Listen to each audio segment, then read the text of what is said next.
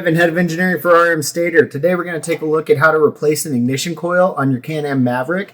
This same coil is used on lots of other Can-Am vehicles. So the process is going to be similar, but I couldn't tell you exactly where they're located on everything. However, once you get to it, same process to change it. So this is a 2014 Maverick 1000. We already have the console bodywork off and the seats out because we're shooting quite a few videos here showing how to replace parts.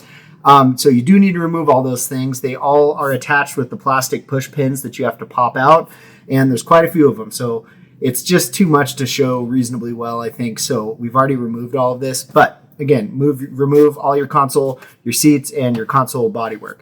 Once that's done, you can see the ignition coil is mounted right here to this bracket, and it's mounted with a 10 millimeter nut and bolt. So I'm going to unscrew it. I've already loosened it so you can demo this. And then I can slide the ignition coil right off of the bolt.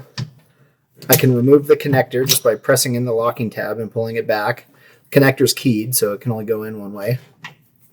Okay, and then we have our two spark plug wires. So I'm going to remove those. And they're probably going to be a little sticky because I bet they've never been removed.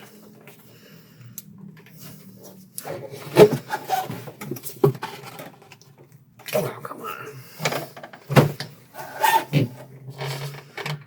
So I've got the wires loose. These are just originals and were very tight, so it took a minute. So unplug that, plug the other one, set our old coil out of the way, and grab our new coil, reinstall the plug wires. Make sure you push them in good until they click so they're seated fully. Then we're going to plug the connector back in, just like that. Slide the bolt through. There we go. And then put the nut back on and tighten it up. And we'll finish it off after the video.